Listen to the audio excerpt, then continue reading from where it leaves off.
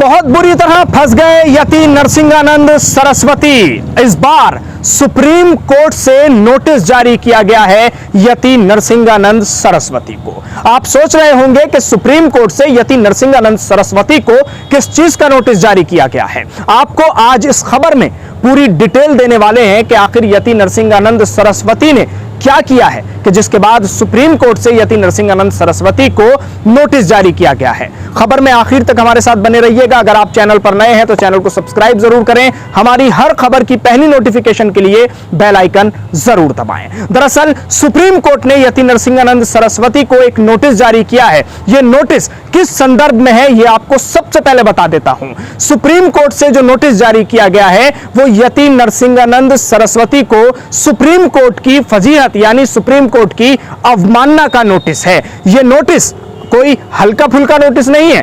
इसको आप ऐसे मत समझिएगा कि कोई हल्का सा नोटिस सुप्रीम कोर्ट की तरफ से जारी किया गया और उसका यूं ही आसानी से जवाब दे दिया जाएगा। नहीं, यह नोटिस सेक्शन 15 के तहत आता है। सुप्रीम कोर्ट की अवमानना का नोटिस है। सुप्रीम कोर्ट की फजीहत करने के तहत इस नोटिस को जारी किया जाता है। अगर कोई शख्स सुप्रीम कोर्ट के खिलाफ कोई बयान देता है या सुप्रीम कोर्ट के खिलाफ कोई आपत्तिजनक ट्वीट करता है या कोई बयान देता है तो उसके लिए सुप्रीम कोर्ट की तरफ से सुप्रीम कोर्ट की अवमानना का यह नोटिस जारी किया जाता है। अब तक यति नरसिंहानंद सरस्वती का क्या इतिहास है यह आप जानते हैं। यति नरसिंहानंद सरस्वती की तरफ से धर्म संसद की जाती रही है। मुसलमानों के खिलाफ खुलेआम जहर उगला जाता रहा है। यति नरसिंहानंद सरस्वती पर बहुत सारे मामले दर्ज हैं, लेकिन यति नरसिंहानंद सरस्वती पर कोई कार्रवाई नहीं है। यह खुद में एक अलग मसला है। आज हम सिर्फ बात कर रहे हैं सुप्रीम कोर्ट के उस नोटिस की जो सुप्रीम कोर्ट की अवमानना का नोटिस यति नरसिंहानंद सरस्वती को दिया गया।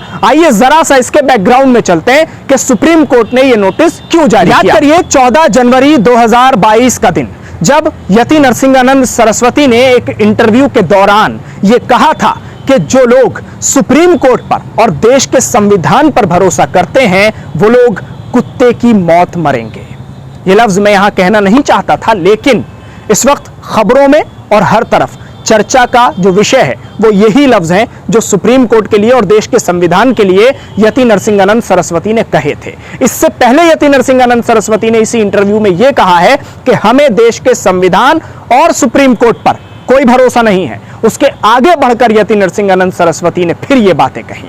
यति नरसिंहानंद सरस्वती के इस बयान को, इस इंटरव्यू को कोर्ट के जरिए मंगाया गया और कोर्ट के जरिए इस बयान को सुना गया और कहा गया कि इस बयान में जो बातें कही गई हैं पहले उन बातों को हमारे सामने रखा जाए, इस इंटरव्यू को हमारे सामने रखा जाए और उसके बाद इस बार सुप्रीम कोर्ट से यति नरसिंहानंद सरस्वती को यह नोटिस जारी किया गया। 14 जनवरी को जो इंटरव्यू दिया गया उसके खिलाफ भारत सरकार के अटॉर्नी जनरल ने कार्रवाई की इजाजत दी थी और उनकी तरफ से अनुमति दी गई 22 जनवरी को कि हां इसके खिलाफ कार्रवाई होनी चाहिए। फिर 10 अक्टूबर को सुप्रीम कोर्ट की तरफ से यति नरसिंहानंद सरस्वती पर कार्रवाई की गई। अब यति नरसिंहानंद सरस्वती को जो नोटिस भेजा गया है उस नोटिस के बारे में आपको बताता हूं। यह सेक्शन 15 का नोटिस है जो सुप्रीम कोर्ट की अवमानना का नोटिस कहलाता है। इस नोटिस पर कार्रवाई की जाती है, हल्की फुल्की कार्रवाई नहीं होती है, बहुत सख्त कार्रवाई की जाती है। लेकिन यति नरसिंहानंद सरस्वती के बारे में यह कहा जाता है कि यति नरसिंहानंद सरस्वती बहुत ज्यादा असर और रसूख रखते हैं, बहुत ज्यादा उनकी पावर है और बहुत ही बड़े आदमी हैं। लिहाजा यति नरसिंहानंद सरस्वती पर आसान नहीं है किसी भी तरह की कोई कार्रवाई करना। लेकिन इस बार शायद यह बात पूरी तरह से गलत साबित हो जाए, क्योंकि पंगा ले लिया है इस बार सुप्रीम कोर्ट से।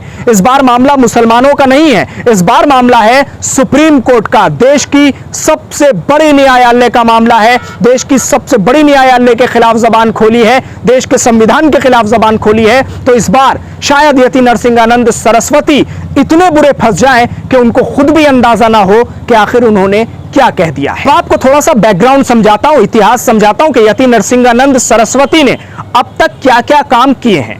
यति नरसिंहानंद सरस्वती जब सुर्खियों में आए तो वो धर्म संसद थी, जिस धर्म संसद के बाद यति नरसिंहानंद सरस्वती सुर्खियों में आना शुरू हुए। उससे पहले यति नरसिंहानंद सरस्वती के जरिए प्रॉफिट मोहम्मद सल्लल्लाहु अलैहि वसल्लम के खिलाफ लगातार जहर उगलना किया जाता रहा है, लगातार इस तरह की बातें उनके जरिए की जाती रही हैं। मुसलमानों के खिलाफ भी लगातार बयानबाजी यति नरसिंहानंद सरस्वती के जरिए की जाती रही है। और उसके बाद सबसे बड़ी बयानबाजी और सबसे ज्यादा चर्चा में आने वाली बयानबाजी मुसलमानों के बहिष्कार की बात, मुसलमानों के कत्लेआम की बात, जो खुलेआम यति नरसिंहानंद सरस्वती ने धर्म संसद में की थी। उसी धर्म संसद के बाद यति नरसिंहानंद सरस्वती के खिलाफ यह एफआईआर दर्ज होने का सिलसिला शुरू हुआ था, लेकिन सबसे ज्यादा चर्चा में जो पूरा मामला आया वो उसी 14 जनवरी के इंटरव्यू के बाद आया, जिसमें यति नरसिंहानंद सरस्वती ने सुप्रीम कोर्ट और देश के संविधान की खुलेआम धज्जियां उड़ाई। खुलेआम देश के संविधान और सुप्रीम कोर्ट पर यह बताया कि हमें कोई भरोसा सुप्रीम कोर्ट और देश के संविधान पर नहीं है। उसके फौरन बाद 22 तारीख को देश के अटॉर्नी जनरल ने इस बात की इजाजत दी कि सुप्रीम कोर्ट इस पूरे मामले में मुकदमा चलाए, इन पर कार्रवाई होनी चाहिए। यह सरकार ही कह रही है, सरकार के अटॉर्नी जनरल की ही तरफ से यह बात साफ तौर पर कही गई, उनकी तरफ से इजाजत दी गई। फिर सुप्रीम कोर्ट ने अंश मांगे हैं इंटरव्यू के, उनको सुना गया है। उसके बाद यह नोटिस सुप्रीम कोर्ट के जरिए अवमानना का नोटिस यति नरसिंहानंद सरस्वती को जारी किया गया है। यह सब मैं इसलिए बता रहा हूं क्योंकि आप इस पूरे मामले को हल्का मत समझिए। इस बार सुप्रीम कोर्ट की अवमानना का मामला है और यति नरसिंहानंद सरस्वती के बचने के कोई भी चांस नजर नहीं आ रहे हैं। यति नरसिंहानंद सरस्वती के जरिए अब तक जो चीजें सामने आती रही, उन तमाम चीजों को अगर देखा जाए, सारे वीडियोस को अगर उठाकर देख लिया जाए, सारे बयानों को अगर सुना जाए, तो यह बात साफ तौर पर जाहिर हो जाती है कि यति नरसिंहानंद सरस्वती के खिलाफ पहले ही कड़ी धाराओं में, सख्त धाराओं में केस दर्ज हो जाने चाहिए थे।